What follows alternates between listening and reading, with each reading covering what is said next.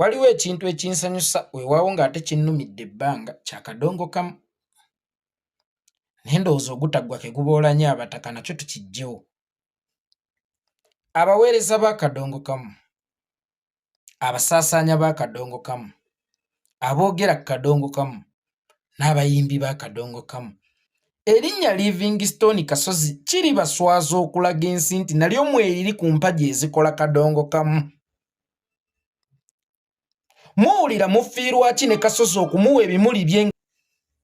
Bonna mubajjajjasse empagi z'akadongo kamu ne batuuka munnange n'okufuna emidaali ate empagi z'akadongo kamu.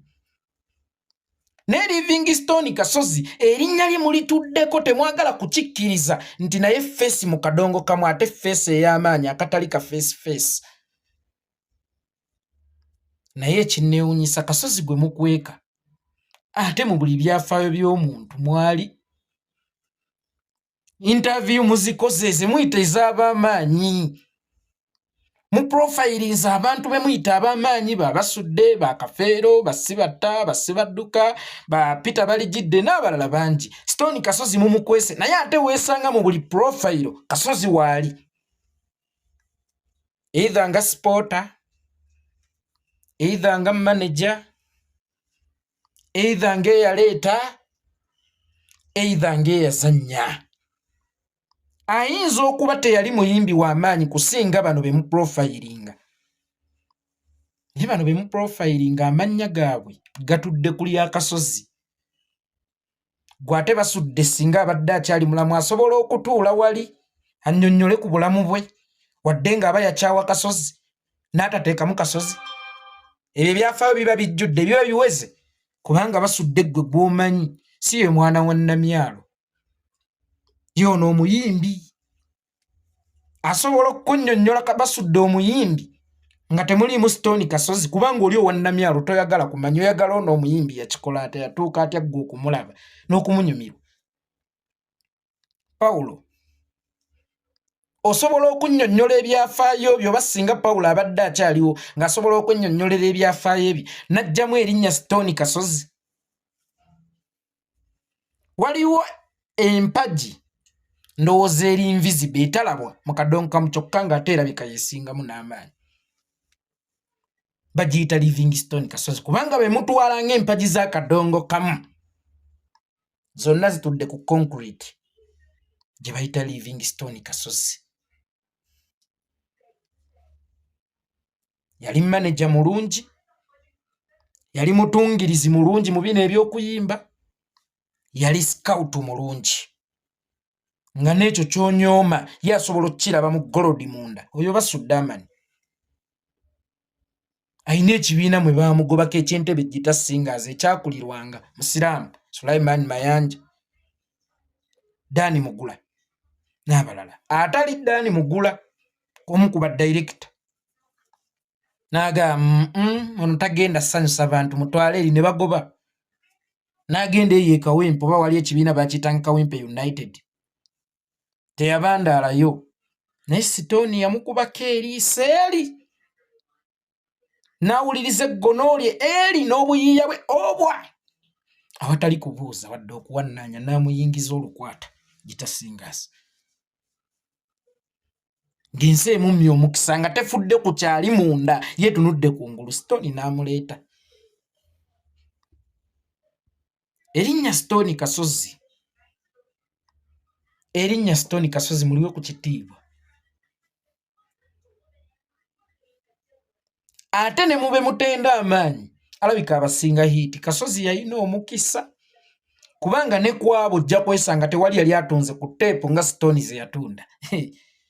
Kasozi yalina omukisa ng'atungirira n'afuluma ne hiiti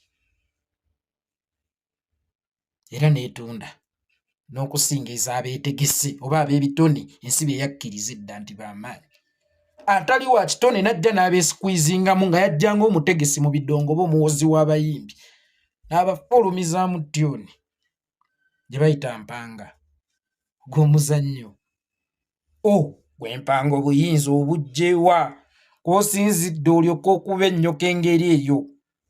Nedda muvubuka kyembuuza kiki ekyo ky'olina mu maka mu n'ekikuzunza? Emirimu gy'omu maka oyo nnyoko ndaba akola bw'omwafa abiina. Wano ndaba oleeta tulo n'oluusi enjala lwekuluma ojjirira kulya. Ekyo ne kitamala atodde ku nnyoka ndabiriro jjoojooga empanga ng'oli muzibu. Leero ke nkukwatako obulungi onommendegera n'ennyoka emagombe gy'ali anaaboloboota. Kakati akita mu luyimba olwo era omu ku baddayirekita abawandiisi balo kubanga lwali lusukka kuba oluyimba nga muzannyo. Bwe yeemwogera babbingwa baakadonkamu tagwanidde kubaamu.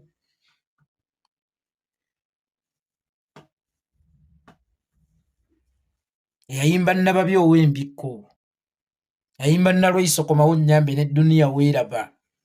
Tunda zi teepu omukubirizi wange oyo. Naye mu byafaayo bya Kadonkamu mumukweka, mumukukulira, temwagala mumuteekamu. Stone yakola. Kadonkamu yamukolera. Nga n'empagi z'olabako ojja kwesanga ye yaziwanga ye muwonzi waazo. Eagles production eyo giraba mulimu omusajja bamuyitanga Sserugga ne Sekamatte Grace seeka ki ekiriwo. Naye nga weebuuza lwaki Sekamatte ali ku baddayirekita nga Saaluna mu biru yaliko.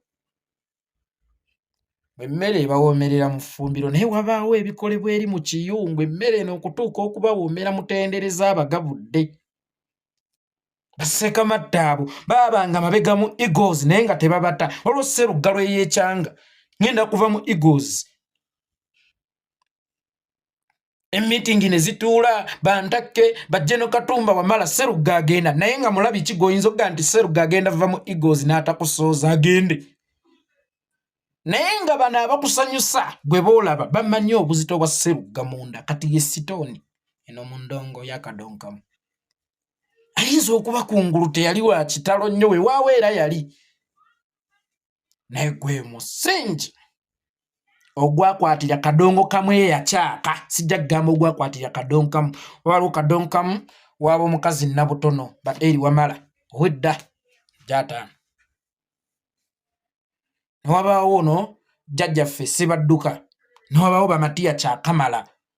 Naye Kadonkamu ono afuuka Kamashe yatambula ensi gwe yategeere yavuganya n'omukongo. Wa Kadonkamu omutuufu avuganyiza mu gya kinaana nga giggwamu n'egy'ekyenda throughout. Avuganya na mukongo na mu South Africa naye ng'agimukuba. Nga Yvonne emmotoka gy'avuga ne baasu asobola okugivuga. Oyo Kadonkamu gwe njogerako. Mulimu omusingi ogw'amaanyi. Baguyita Stone Kasozi. Mumwogereko temulina kye mufiirwa, temulina kye muvaako. Mumuwe ebimuli bye. Oyo good father owa Kadonkamu kubanga bye mutwala nga bannantameggwa ba Kadonkamu oli ye king maker. Mumuwe ekitiibwa.